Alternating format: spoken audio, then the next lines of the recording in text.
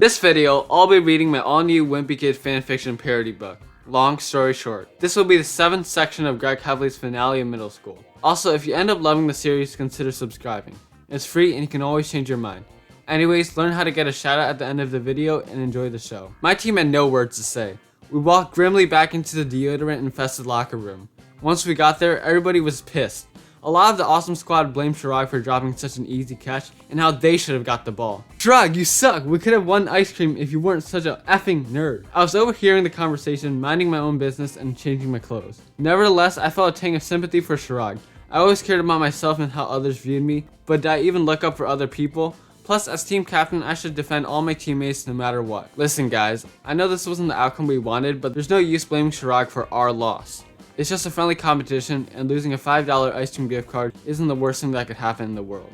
But I thought that maybe Dustin and Carl, the ones bullying Chirag, could understand where I was coming from. Whatever, dweeb. Okay, maybe not. Dustin and Carl both stormed out of the locker room.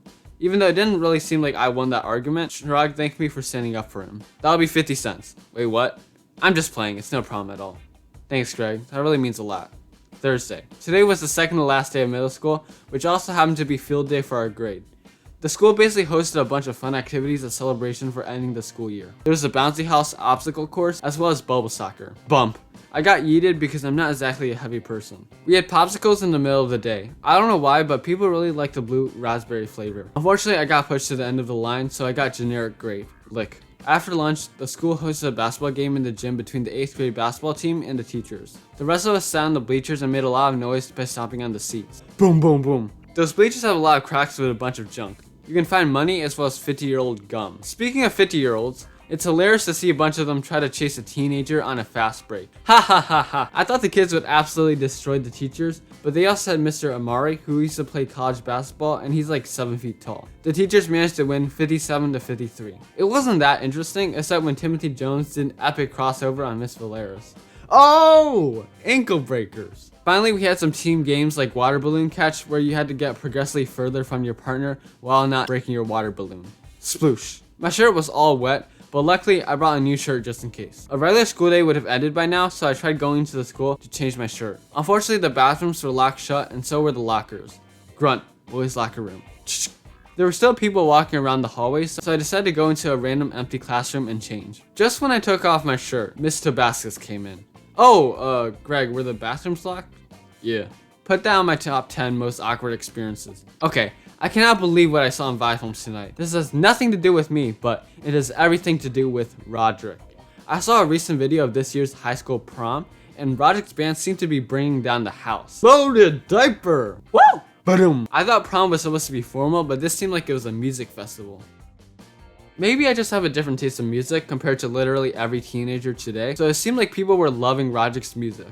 Zaxton was looking fresh, and the girls were shrieking like a herd of goats. Shriek! When Roderick got home, he told mom and dad that his albums were blowing up, in a good way. People were starting to discover his music, and over 1,000 people listened to Load Diaper's newest album in just the first couple of hours, and it was growing.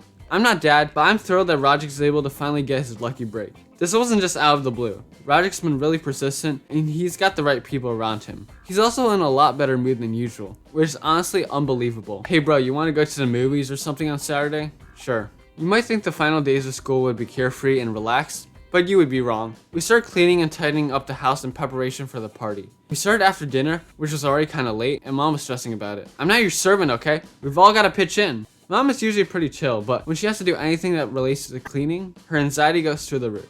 Mom, why do we have to clean the house if it's gonna get messy afterwards? Don't get smart with me. Mom actually bought soda and snacks, which is rare. We decorated the house with school colors and balloons. After everything was complete, I checked my cheeses in the balcony.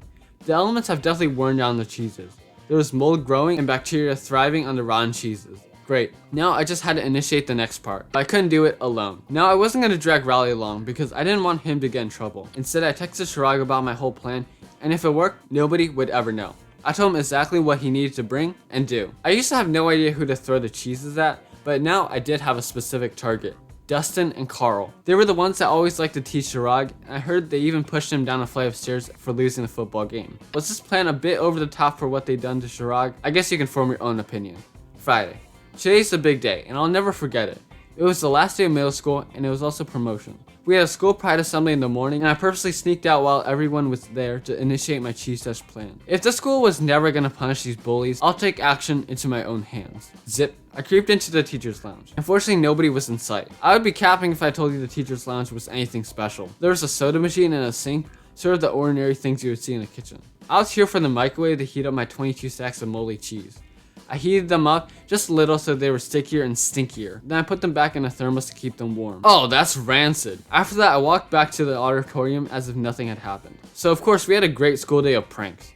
People were free to do whatever they wanted. Hugo brought in a colony of crickets and scared half the class. Somebody put transparent super glue on the ledge of a teacher's desk, so Mr. Helenia had his hand stuck to his desk for the rest of the day. Wahahahaha. I got my yearbook during 6th period. I'm not in the yearbook club anymore ever since I quit last year, and now it's obviously terrible without my input. I checked out the superlatives and was surprised to see my name there. I unexpectedly won Best Cartoonist when I didn't even care about winning any award. Most exotic, Fregley Figgleston. Teacher's pet, Patty Farrell.